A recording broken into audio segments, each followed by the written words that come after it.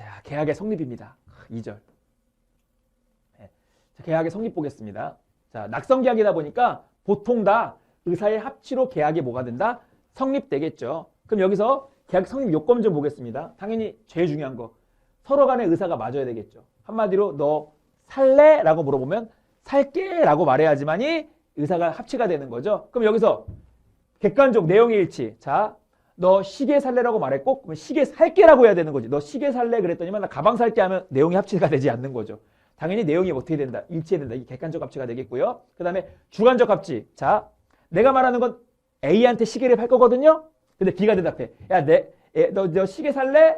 라고 말했어요. 근데 갑자기 B가 살게라고 대답해. 난 얘한테 파는 건데. 뭐 얘한테 팔아도 상관없죠. 청약이기 때문에. 근데 상대방이 어때요? 틀리지 않아야 된다라는 거. 상대방하고 맞아 떨어져야 된다라는 거.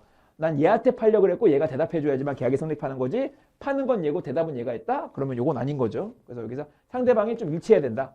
특정인이 일치해야 된다라는 거. 요게 바로 이제 낙성의 효과가 낙성의 요건이 되겠습니다. 예, 그래서 상대방이 같아야 되고 내용도 동일해야 된다. 너무나 당연한 소리죠. 예.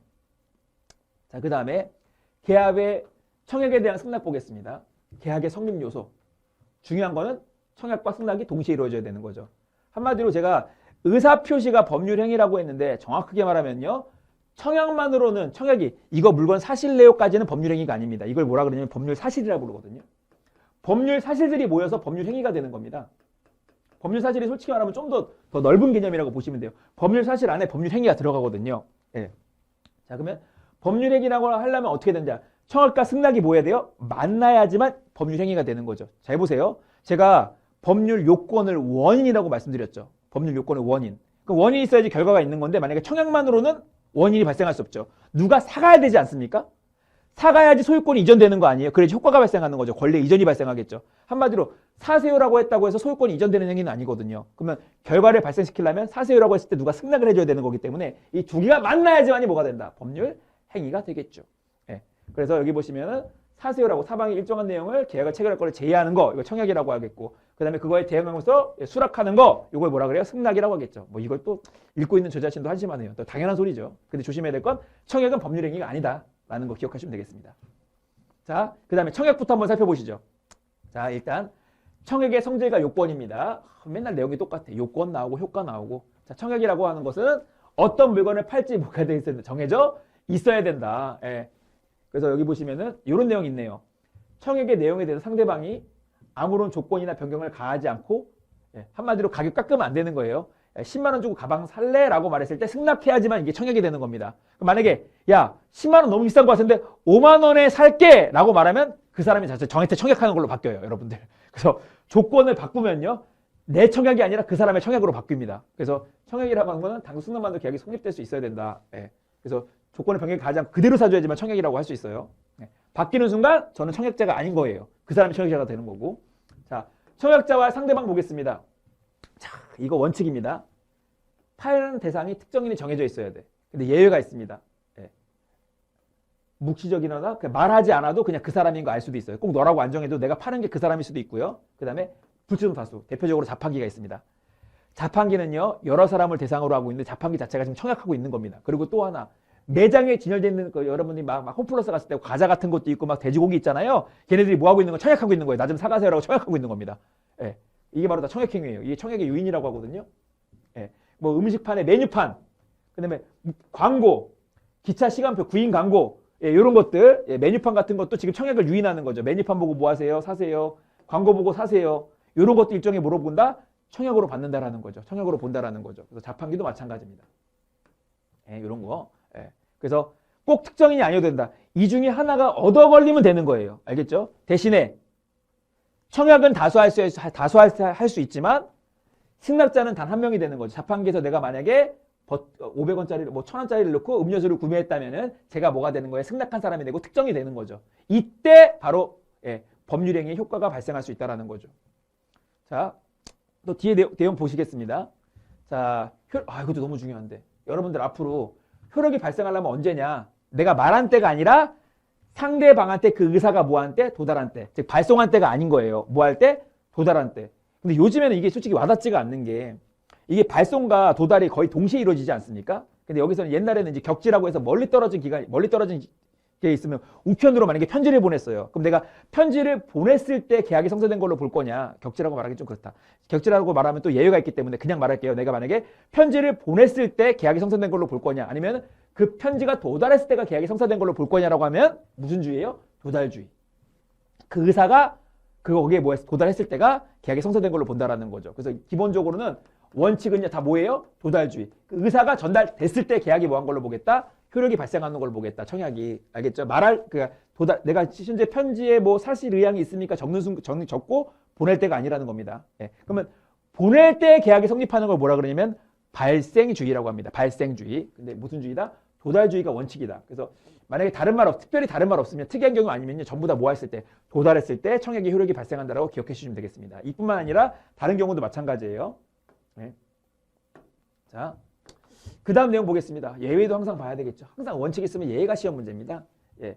그러면 불특정이라 알 수 있는 상태가 될 때 효력이 발생한다. 아까 말했듯이 자판기 같은 경우에는 자 다수로 한다 그랬죠? 그러면 다수가 다 다수가 있을 때 승낙이 발생하는 게 아니고 다수가 있을 때가 효력이 발생하는 게 아니라 제가 1,000원짜리 집어넣고 버튼을 눌렀을 때, 즉 불특정이 특정됐을 때 그때 효력이 발생된다는 거고. 자, 그 다음에 여기도 보세요. 자, 원칙은 도달주의죠. 근데 만약에 청약자가 통지를 발송한 후에 뭐 했어요? 사망했습니다. 그때도 형액 효력이 있다라고 봅니다. 쉽게 말하면 여러분들이 이제 만약에 TV를 구매했는데 TV를 판매하시는 업자가 사망을 했대요. 그럼 이제 그거를 물려받을 승계인들이 있겠죠. 그럼 승계인 간에 또 다른 뭐가 있는 거예요? 관계성이 형성되는 거지. 내가 TV를 구매할게요. 근데 만약에 TV 파시는 사장님께서 돌아가셨다고 해서 TV를 안 사는 건 아니거든요. 예. 그래서 이런 것들이 청약 효력이 유지된다라고 보는 겁니다. 그래서 사망을 하더라도 그 사람이 TV 가게 아저씨를 통해서 내가 TV를 샀다라면 그 청약의 효력은 뭐가 돼? 인정이 되고 있다라는 거. 그 다음에 구속력이라고 보시면 되겠어요. 구속력. 자, 이거는 구속력이라는 거는 만약에 아까 또 TV를 예를 들어 보겠습니다. 자, TV 사실 의향이 있어요? 물어봤단 말이에요. 그래서 제가 이제 만약에 효력이 도달했어. TV 살 거라고 물어봤어. 근데 저 취소할게요. 대답하기 전에 그냥 효력은 발생했죠. TV 사실 거야라고 물어봤어. 이제 내가 이제 마음의 결정만 하면 되는데 갑자기 그냥 그러지 말고 아직 산 거 아니시니까 취소할게요. 이럴 수 없다라는 거죠. 효력이 발생하면 뭐 할 수 있다? 처리할 수가 없다라는 거죠. 왜냐면 지금 이거 살지 말지 고민하는 사람한테 신뢰를 저지르는 일이죠. 그렇기 때문에 효력이 발생했다라면 뭐 할 수 없다. 구속되기 때문에 청약자 이를 마음대로 뭐 할 수 없다. 처리할 수 없다라는 거죠. 그래서 사실례라고 도달하게 되면은 취소해요. 이러면 된다, 안 된다? 안 된다라는 거죠. 그러면 이제는 취소를 못 한다고 했잖아요. 그러면 TV 사실 거예요? 라고 했어요. 그럼 자, 고민 좀 해볼게요. 이제 이럴 거죠. 고민 좀 해볼게요. 처리를 못 한다고 했으니까. 그럼 1년이고 10년이고 기다릴 건 아니지 않겠습니까? 그럼 여기서 이제 존속기간이라는 게 있어요. 이 기간이 지나면은 대답 안 하잖아요. 그럼 뭐 한 걸로 보는 거야? 거절한 걸로 보는 겁니다. 예.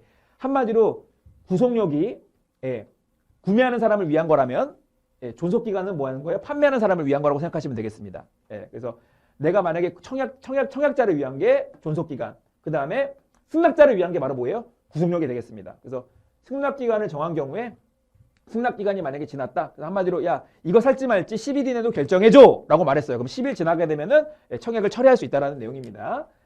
승낙기간을 정하지 않은 경우에는 일정한 기간을 또 정합니다. 처음에 정하지 않았어요. 대답을 계속 안 하는 거야. 왜 이렇게 결정을 안 해? 살 거야 말 거야? 3일 안에 대답해.